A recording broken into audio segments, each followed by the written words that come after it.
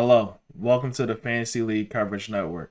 I'm your host, Mark Coles, and thank you for joining us as we cover the post-game analysis of Week 3 and give our predictions for Week 4 of the Trash Player League.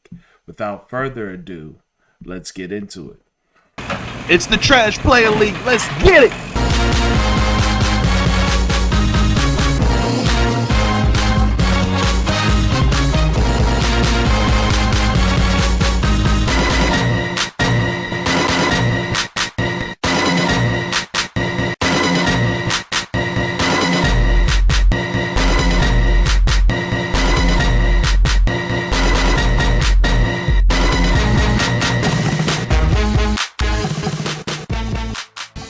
Alright, so as you can see, I am by myself this week. Just me, solo dolo. I do not have Sean, who said, funny enough, actually goes by solo dolo. But anyway, little funny story about that. We were recording 2 podcasts yesterday, and last night when we stopped recording one, we pressed to stop recording, and then neither one of us pressed to resume recording. So we recorded an entire episode for the FLCN Trash Player League, but it never saved. So we lost all that time and effort that we put into it, and now I'm doing this by myself because Sean apparently has to fix his broke ass car. So anyway, it's just me here, so I'm just going to be the only person here giving you the jokes and the post-game analysis of what's going on. So we'll see how that works and how that goes. So anyway, without further ado, we're going to go right into it and get into it. So, just this past week 3 had happened, and right now we're just going to give an overview of the matchups that we recently had. We had I Choose Violence, who against I Love Cam Newton. Your Player Got Hurt versus Big Trust. Lancelot versus Corey's Championship. Raw Dog Supreme versus FTW. Labarticus Prime. We Not from 750. And King 4-0, Reese's Buttercup team. Alright. So we're going to start things out with Your Player Got Hurt versus Big Trust. Your Player Got Hurt had a score of 108.14 to Big Trust's 135.08. Neither one of these teams had hit their predictions in this matchup, but some of the points that I would like to point out right off top is that this, for the second week in a row, Big Trust got quality production from Mike Evans and Chris Godwin. This may have been a product of the fact that Antonio Brown was out this week, or this just could have been how the matchup played out. Saquon Barkley came through with a 21-point score for a Big Trust, and Aaron Jones also held him down in the running back game with a 17-point performance. Your Player Got Hurt had got a great performance from Najee Harris, but that's in the Denver defense. But outside of those two, those seem to be the only areas in which he got a performance at all. As we can see here, Amari Cooper fell short of expectations by a lot. With a 5-point performance this week. He is also dealing with injury. Hopefully for Your Player Got Hurt, he performs better next week. Rondell Moore only gave Your Player Got Hurt 2 points this week, completely disappearing in the offense this week. Don't know if that's an aberration or if that's something indicative of things to come going forward in the season. Last thing I want to mention here is that Your Player Got Hurt is still on the search for an actual quarterback. Daniel Jones is clearly not the guy that he's looking for, giving him a 15-point performance. Your Player Got Hurt quest continues as he searches for a quarterback, and I think he's still going to be looking at some rougher weeks until he finds that quarterback that he needs. Let's look at the bench to see if anything could have possibly have changed your player got hurt's fate. And no, not really. Heineke could have gave him a better point total, but that wouldn't have been enough to win the game. And I guess if he had started Trey Sermon, he would have gotten another 8 points. Not really doing the math here, but I don't believe that that would have been enough to win the game. On the flip side of that, there was a lot of points left on the bench. James Conner had 18 points. Mecole Hardman actually just James Conner was left on the bench with 18 points, while Big Trust is continuously going to the well of Devonta Smith and coming up dry. We'll see if that continues or not, but for now we're just going to move on to the next team.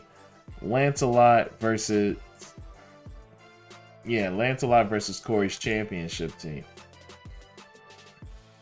This matchup is the biggest deficit of the week. Lancelot well outscored his projections and was the highest point scorer of the week with the score of 167.12 to Corey's championship team of 107.38, who his team well underperformed this week. So right off the bat, you see here that Josh Allen gave Lancelot 45.22, and he also had a 33-point performance from Mike Williams as well. This is something that he was a great benefactor of, while also having a kicker have a 16-point performance. On the flip side of that, though, Corey's championship team got an underwhelming performance from Lamar Jackson with scoring under his projection of 27 points and only getting 19.28. He got a great performance from Justice Jefferson to the tune of 26.80, but when you're going up against Mike Williams, who scores 33, it's not good enough. And then you have 4 players in a row that get under double digits for Corey's championship team. Julio Jones and Christian McCaffrey both exited the games with injury, so maybe Lancelot is just a benefactor of the injury bug this week and not necessarily of just being the better team. Jamar Chase also showed up this week, and I do want to point out that we poo-pooed Jamar Chase about just questioning his catching ability given the evidence that we saw, and this dude is actually out here balling. So we always knew that he had the potential to do so. It's just whether or not we thought he was showing that he couldn't catch, at least right now. So anyway, moving on. Let's see if anything could have changed the face of Corey's championship team. And Kirk Cousins well outperformed Lamar Jackson, but there's not a world where I'm starting Kirk Cousins over Lamar Jackson. So it is what it is. That's just points that you just got to deal with and live with. But outside of that, there was nothing he could have did to change anything here. He was just a bad victim of the injury bug. And we don't know what's going to happen going forward, seeing how Christian McCaffrey is dealing with the soft tissue injury. All right. I do want to point out here about Lancelot's team is that he had a strategy of getting 2 high receivers early and dominating in that way, and it doesn't seem to be working out so far. Stephon Diggs has not had that stellar performance yet through 3 weeks, and Tyreek Hill has been essentially shut down 2 weeks in a row. So Lancelot he's going to be actually highly dependent on the scoring of Josh Allen and Mike Williams going forward if his receivers don't start showing up. So moving right along, going into Raw Dog Supreme versus FTW. FTW stands for Fuck the World, but this week is Fuck Raw Dog Supreme. And it seems like he fucked him raw because to the tune of 156.12 to 98.32. Raw Dog Supreme versus FTW. This was the second biggest deficit of the week. And FTW got a great performance from Matthew Stafford. And as we've Sean and myself has said before, Brandon Cooks just keeps showing up. Week after week, he shows up. Another 20-point performance from Brandon Cooks. Brandon Cooks may very well be the best fantasy receiver in the league. Honestly, when I think about it, the dude, he just always is consistent, and you can get him late in rounds. You can always get him late, and he will always give you 15 points or more. And he does it quietly and stealthily. Like, he's a ninja out here, and it's insane. Mari Cooper gives FTW 20. And honestly, I'm not going to go through all this. This was an all hands on deck performance for FTW. The only person that didn't perform was AJ Brown, who left the game questionable due to injury. So FTW got everything that he wanted from every player, including Justin Tucker, who scored the NFL record field goal of 66 yards. And it also reflects in his fantasy score with the tune of 17 points. On the opposite side of that, Raw Dog Supreme gets well under his projections. Russell Wilson underperforms, gives him only 17 points compared to his projection of 26.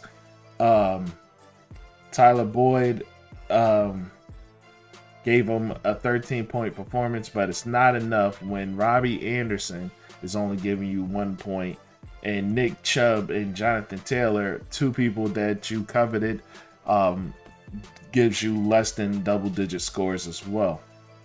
And right now, it's looking like the strategy of going wide receiver late in the league, it may not work out for Raw Dog Supreme unless he's able to find something in the waiver wire to change things for him. But he did get a stellar performance from Cleveland's defense and Chris Carson. But Kyle Pitts, a player that he drafted early, has yet to give that type of performance that will warrant his draft pick. Anyway, we're going to move right along and see if there's anything that could have possibly have changed Raw Dog Supreme's fate. All right, looking at it, Jalen Waddle, 17 points. Jalen Waddle seems to be a safe bet to start every week, and maybe Raw Dog will want to consider that going forward and go away from Robbie Anderson, who has yet to give anything of substance through 3 weeks. And also looking at it, Christian Kirk, that's a bit of a roller coaster, but he's so far he seems a little bit safer than his other wide receivers that he's calling on. So it wouldn't have been enough to change the how things went in the game, but it's just some thoughts that I have while looking at this matchup. Next up, we're going to look at Labarticus Prime versus Weenat from 750. Okay, Labarticus Prime scores 114 points to Weenat from 750's 96.94. All right, Justin Herbert, it gets the bulk of the points for Labarticus Prime to the tune of 38.34, well beating his projections this week. And then you have Austin Eckler giving 22 points at the running back position. And from there, this particular game is more so, it's less about what Labarticus Prime was able to do and more so about what We Not From 750 wasn't able to do. This week, We Not From 750 actually got a great performance from Ezekiel Elliott, who went up against the Philadelphia Eagles to the tune of 26.60 points, beating his projection by over 9 points. But everywhere else, not so much. Aaron Rodgers was right in line with his projection, but none of his receivers showed up. And this week, this would be the week that Rob Gronkowski gives him a down-to-earth tight end performance, unfortunately for him. So let's look at the bench and see if there's anything that would have changed We Not From 750's fate. And yes, you see it here. DJ Shark would have went a long way in helping We Not From 750 get this W. I just gotta say, you have DJ Shark here and Kenny Galladay. They would have helped. It probably would have been very narrow. I'm not doing the math here, but they would have helped. The only issue that I have here is with We Not From 750 is why is he still going to the well of Leonard Fournette? Like, did Leonard Fournette save him in a past life? Is that his cousin, or did they attend the same alma mater? I don't know what it is, but We Not From 750 continuously goes to Leonard Fournette, and Leonard Fournette continuously holds him back. I wonder at what point he's going to retire that. But that's just a question I have here. But on the opposite side, Labarticus Prime left a lot of points on the bench. He was not in tune with his team this week, but it didn't matter because it all worked out. He won anyway. Clyde Edwards-Helaire was on the bench with 16.90 points. And he just picked up Mike Gesicki this past week from the waiver wire, and he didn't go with him to start.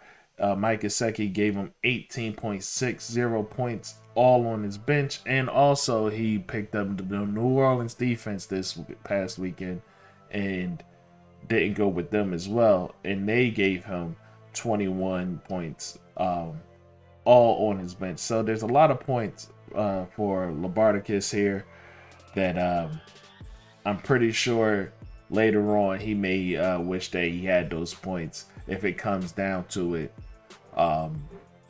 seeding wise for the playoffs. Next, we're going to look at King 4-M versus Reese's Buttercup team. There was a lot of shit talking here, man. A whole lot of shit talking here by King 4-M about how he could win this game with or without a quarterback. And it didn't matter and none of that stuff. And just he was going to start Justin Fields and all that. Well, it seems like that fool sobered up because Ryan Tannehill's there.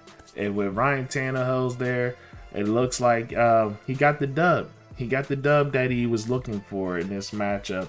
And I knew it was the smart thing to do. It was the only thing to do. Some people just talk nonsense sometimes, and you just kind of let it be and just wave them off.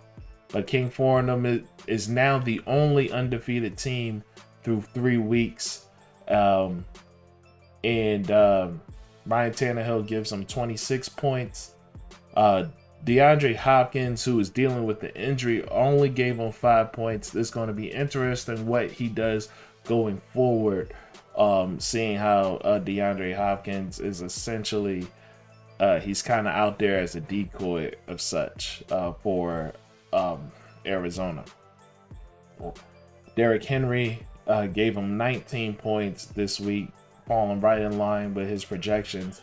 But one thing I want to point out here is that King Foreign picked up Alexander Madison this week, and it seems like for the first time ever in the start, Alexander Madison actually showed up and performed in the week that he started, giving him 112 rushing yards and 6 receptions for 59 yards, all to the tune of 23 fantasy points.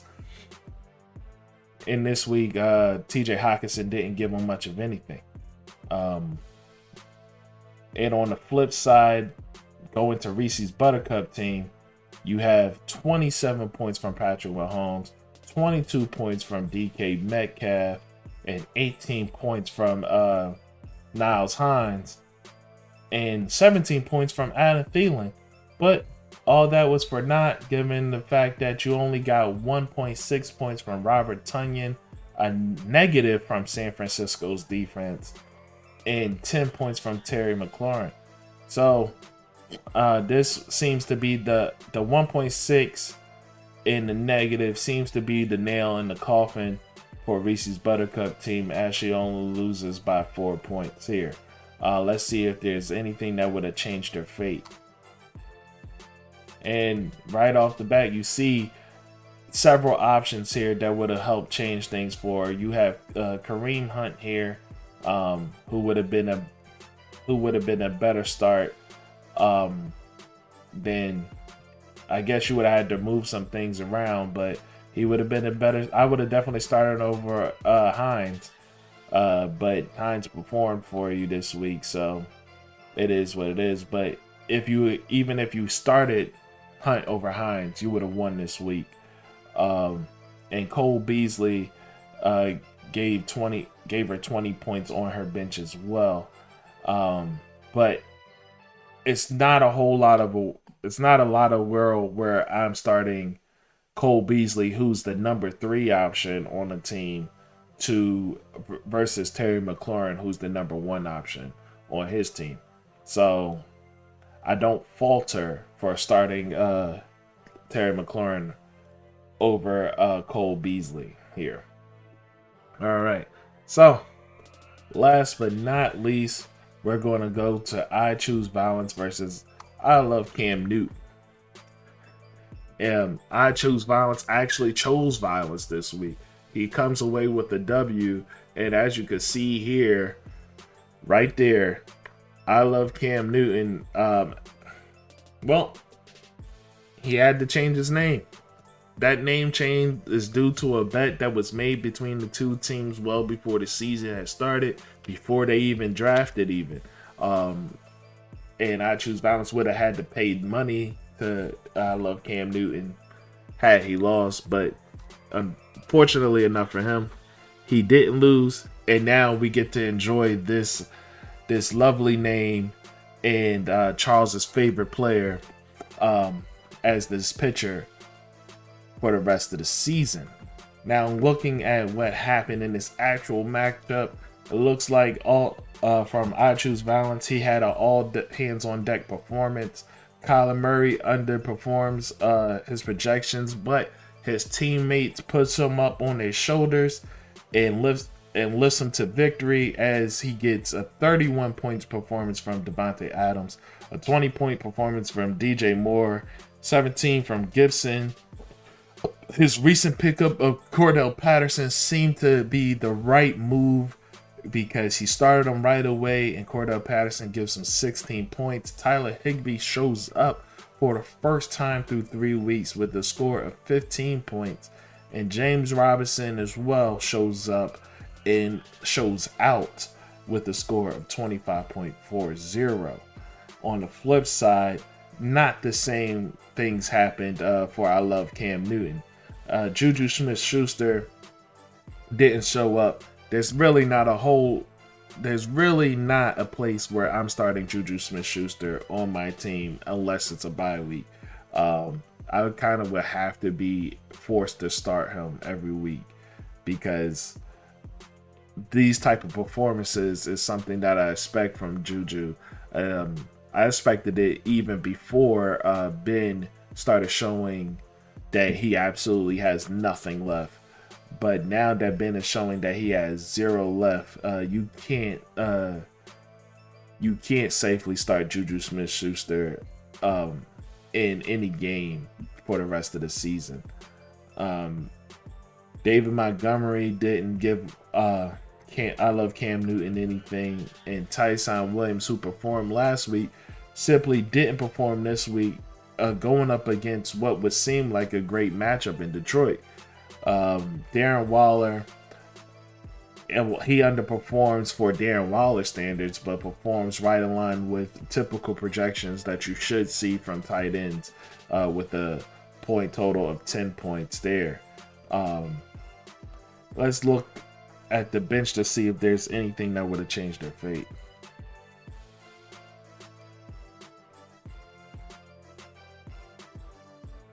So, looking at it here, you have Myers here, who would have had 18 points had he started him.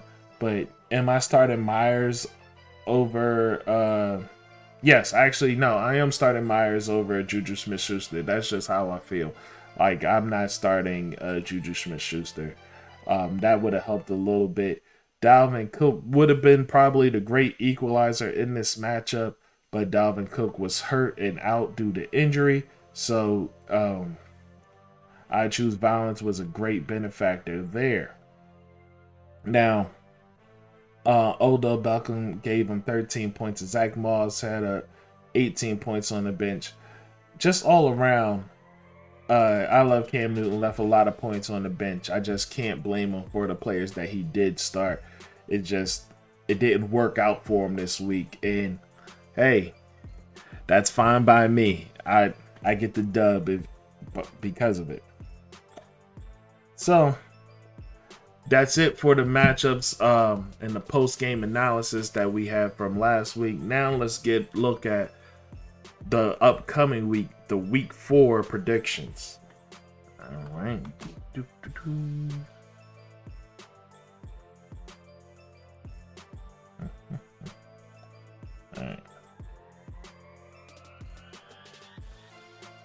All right. And we're going to start off with I Choose Violence versus King Fordham.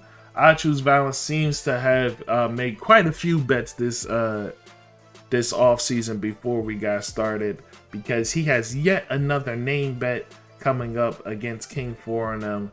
And this one, I Choose Violence would have to change his name if he loses to I Love Pat Bev or something like that.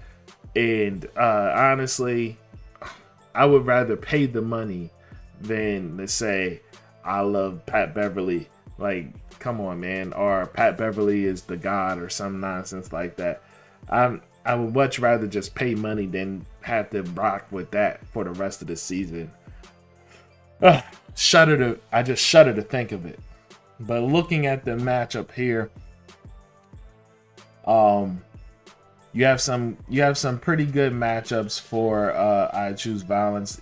He has Devontae Adams going up against Pittsburgh, who currently can't generate a pass rush to save their lives, given that TJ Watt is out and a few other corners are missing as well.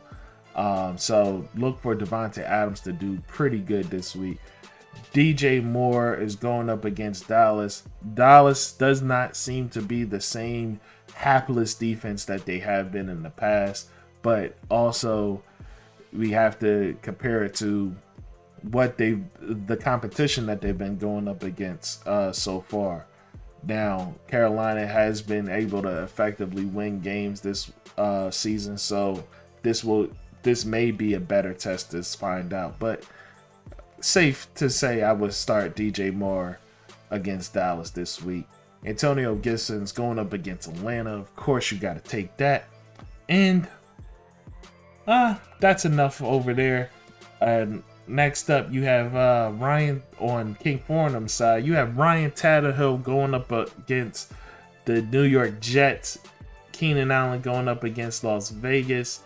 Now, an interesting thing about that is that Las Vegas Raiders, their cornerback duo is they have 2 cornerbacks in the top 5 ratings this season. So this may this may not bode well for Keenan Allen. But we'll find out. We'll find out if Las Vegas is the real deal when it comes to their cornerbacks this season. Again, like we said, DeAndre Hopkins is dealing with the injury, and he's going up against the LA Rams. So you know who's going to be on them in this particular matchup. And I Choose Violence has a bit of the equalizer when it comes to that because he is rocking Kyler Murray there. And then you have TJ Hawkinson going up against Chicago, and Sutton going up against Baltimore. Honestly, and then you have Chicago's defense going up against Detroit. I would have to, just making my prediction and my pick here, I'm going to have to go with King Farnham, simply because Ryan Tannehill and Derrick Henry going up against the New York Jets. That matchup alone may very well produce 80 points by themselves. And if that's the case, I do not see how I'm able to keep up with that. But it is what it is. We just going to have to show up and do our best to get the job done. Next up is Your Player Got Hurt versus Raw Dog Supreme. We have 2 1-2 teams going up against each other this week. So one of them will come out with an even record and the other one will be further in the hole. Looking at the matchups here, you have Heineke going up against Atlanta. Calvin Ridley going up against Washington, who Washington defense has not been what we all expected them to be so far this year, and don't know what is actually the deal there. On the flip side of that, you have Russell Wilson going up against San Francisco, and their defense has been vulnerable through the air this season. So Russell Wilson may very well eat against the San Francisco defense. And then you have Raw Dog Supreme did actually decide to start Jalen Waddle this week. And yeah, those are the only ones that I really see that are worth mentioning for the time being. I'm going to go ahead and pick Your Player Got Hurt this week. I'm pretty sure Sean picked Raw Dog Supreme. I picked Your Player Got Hurt this week because right now I'm behind by 2 in our matchup against each other as far as the pick'ems, and so I gotta do some catching up. So, and I believe that if somebody or one of the teams were to be the guy that helps change things for me, Your Player Got Hurt would be that team. Anyway, so moving on, Lancelot versus Labarticus Prime. You got Lancelot is set to destroy this matchup to the tune of 144 to 119. But if you look here, it's all because James White is hurt and he is set to score 0 points. And I'm sure that will not stay that way come game time. So, just looking at the matchup here, you have Josh Allen going up against Houston. Tyreek Hill going up against Philly. Stephon Diggs going up against Houston. And Lancelot, interestingly enough, was able to get Chuba Hubbard in the waiver wire, despite the fact that he only had a waiver wire priority of 5. So there's at least 5 teams that pretty much dropped the ball there and allowed Lancelot to get some hope of daylight of actually having a competent running back on his team. But we'll see if that actually works out for him. I picked Lancelot for this matchup simply because you have Tyreek Hill going up against Philadelphia and Stephon Diggs going up against Houston. both of these players need a get right game. They have been awfully quiet through 3 weeks for the most part, and I think that we'll see that now in this coming matchup. So, Big Trust goes up against I Love Cam Newton. I Love Cam Newton has Dak Prescott going up against Carolina. Cooper Kupp going up against Arizona. He is starting Odell Beckham this week going up against Minnesota. And he is hoping that Dalvin Cook is completely healthy and ready to go against Cleveland. Now, on the flip side of that, you have Tom Brady going up against New England. 3 players straight going up against New England. Big Trust is going to the well again of Mike Evans and Chris Godwin, but I do believe that he may have to because Higgins is questionable and scheduled not to play, as you can see here with the 0-point projection there. Devonta Smith going up against KC. Listen, if this was a time to start him, it would be now. And if he doesn't perform this week, you just kind of got to let that go and put him on the bench, man. Like, if he doesn't give you what you're looking for against Kansas City, it's kind of time to let him go for the time being, seeing how 4 weeks straight of underperforming. Elsewhere on the team, it's not really a whole lot else to talk about except for that as of right now, I Love Cam Newton decided to sit Tim Patrick, and I don't know if I would have done the same, but I'm not him and I'm not running this team, so it is what it is. He's just going to have to live with the consequences if they come. All right. Next up is We Not From 750 versus Reese's Buttercup team. We Not From 750 is the lone team to be 0-3. And 2 out of his 3 matchups have been under 100 points as well. So there's not a lot of faith going around for the returning champion.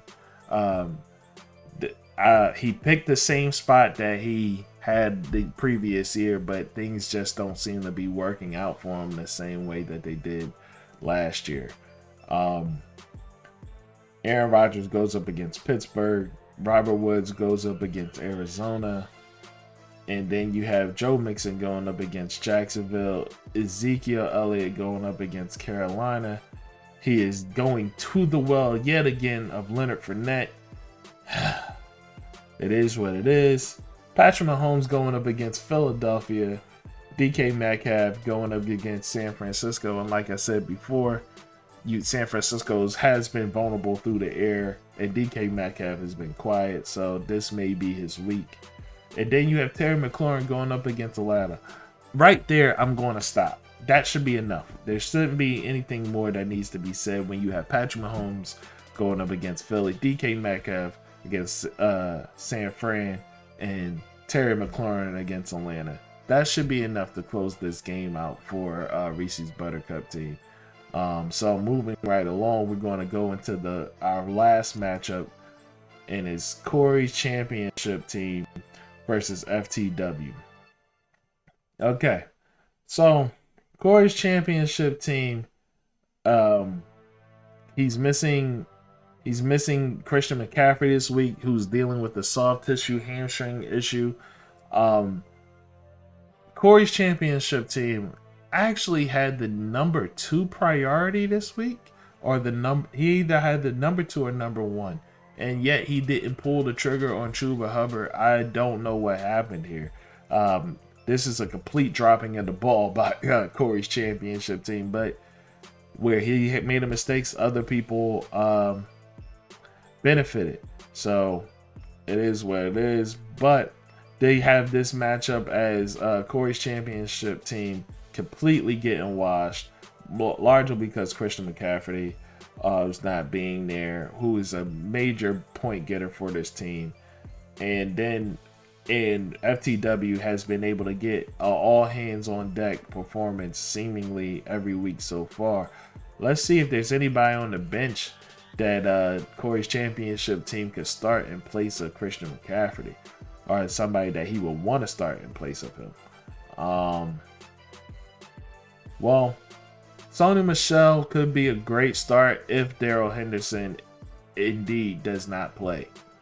If Darrell Henderson is set to miss another week, then Sony Michel would be a great person to slide in, and he will actually have a chance at this matchup. But for the time being, I am picking FTW to win this thing. So that concludes our score coverage for the upcoming matchup. Now let's just take a look at the standings for the Trash Player League. All right, so looking at the standings here, you have Darius, who is the lone team at 3-0, and then you have 5 teams sitting at 2-1, and then you have 5 teams sitting at 1-2, and We Not From 750 sitting at 0-3. This is it's been a rough season so far for We Not From 750. Things definitely need to change for him. If I would say that this is essentially the rankings, this is the power rankings. The way that you see the standings right now is probably the same way I would have the power rankings myself. I don't see any disparity here, actually. And just to confirm, Corey's championship team waiver priority is 2. So yes, he missed out there. And Reese's Buttercup team also could have had Chuba Hubbard, but did not make the move. And so far this season, she hasn't made many moves at all. Leading the league in movement is Lancelot, and your player got hurt with 12 moves so far this season. But anyway, that this season has already taken a few turns that some of us didn't expect. There's a lot of trash talking going on in the league. I will be bringing that back, and hopefully we could catch up to some of these teams. I would like to talk to Rodney and see how he feels about the way that his season is going so far, and maybe catch up to Darius as well, seeing how that he is the lone team that is undefeated through 3 weeks. That would be great as well. So, but that's all I got for this one, man. Hopefully I could get this dub, and we could get that name change for King Foreign. That's all that matters. I need to stomp a hole into Darius, but I don't know exactly how we're going to do it, but we're going to figure it out some way, somehow. Hey, listen, like I said, we always going to choose violence, even if we get punched in the mouth. It's just how it is. All right, but thanks for joining me. Thanks for watching. Like, subscribe. Hopefully you guys enjoy what's going on, and this is just something new that we are doing here and just trying out. But anyway, that's all we got for this week. Peace.